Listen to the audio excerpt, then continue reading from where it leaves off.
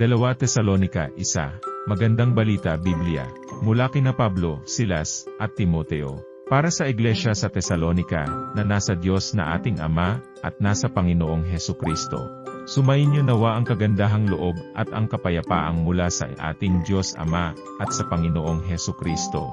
Ang paghuhukom, mga kapatid, tama lamang na kami laging magpasalamat sa Diyos dahil sa inyo, sapagkat patuloy na lumalago ang inyong pananampalataya kay Kristo, at lalong nagiging maalab ang inyong pagmamahalan sa isa't isa.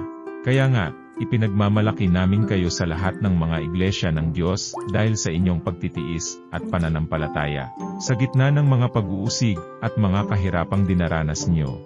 Ang lahat ng ito ay nagpapatunay na makatarungan ang paghatol ng Diyos, upang gawin niya kayong karapat-dapat sa kanyang kaharian na siyang dahilan ng inyong pagtitiis.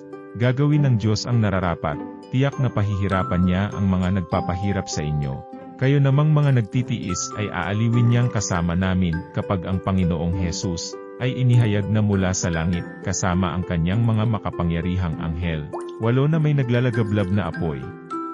Parurusahan ang lahat ng hindi kumikilala sa Diyos at hindi sumusunod sa magandang balita ng Panginoong Hesus. Magdurusa sila ng walang hanggang kapahamakan, at mahihiwalay sila sa Panginoon at sa dakilan niyang kapangyarihan.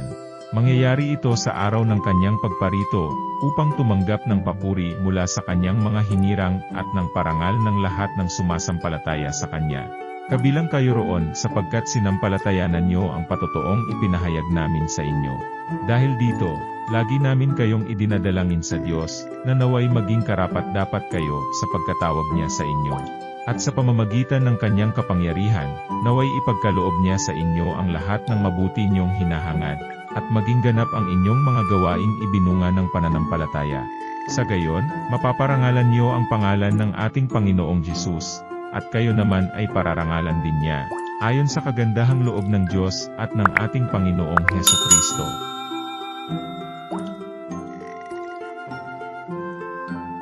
2 Tesalonica 2. Ang suwail, mga kapatid, tungkol naman sa pagbabalik ng ating Panginoong Hesukristo, at sa pagtitipon sa atin upang makapiling niya, nakikiusap kami sa inyo, na huwag agad magugulo ang inyong isipan o mababahala kung mabalitaan niyong dumating na ang araw ng Panginoon.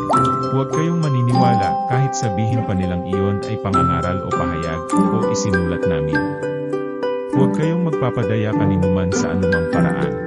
Hindi darating ang araw ng Panginoon hanggat di pa nagaganap ang huling paghihimagsik laban sa Diyos, at ang paglitaw ng suwail na itinakda sa kapahamakan, itataas niya ang kanyang sarili, at kakalabanin ang lahat ng kinikilalang Diyos at sinasamba ng mga tao.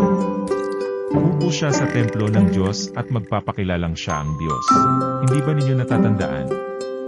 Sinabi ko na ito sa inyo nang ako'y kasama pa ninyo. Hindi pa nga lamang nangyayari ito, dahil may pumipigil pa, at alam niyo kung ano yon. Lilitaw ang suwail pagdating ng takdang panahon.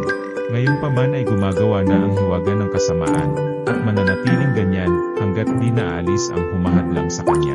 Kung maalis na ang humahadlang, malalantad na ang suwail. Ngunit pagdating ng Panginoong Hesus, papatayin niya ang suwail. Bubugahan niya ito ng hininga mula sa kanyang bibig, at pupuksain sa pamamagitan ng kanyang nakakasilaw na liwanag.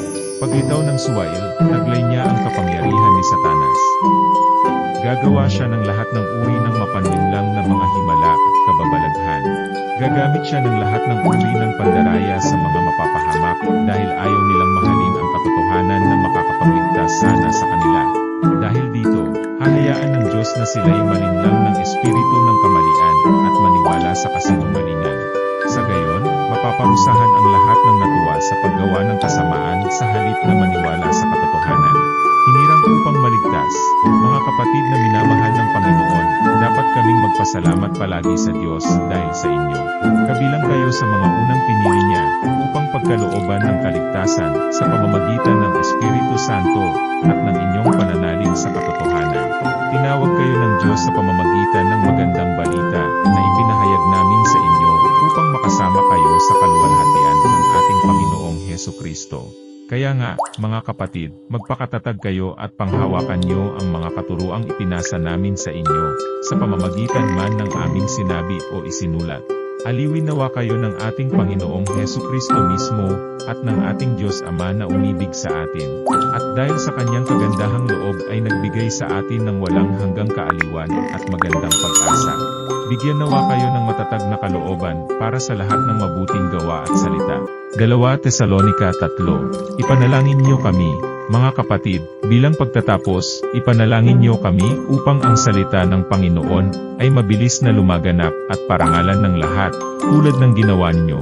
Idalangin din niyong maligtas kami sa mga taong mapaminsala at masasama, sapagkat hindi lahat ay may pananampalataya sa Diyos. Ngunit tapat ang Panginoon, Siya ang magpapatatag at mag-iingat sa inyo laban sa masama.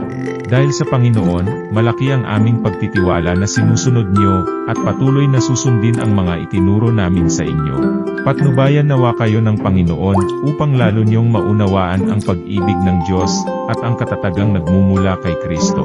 Babalaan laban sa katamaran.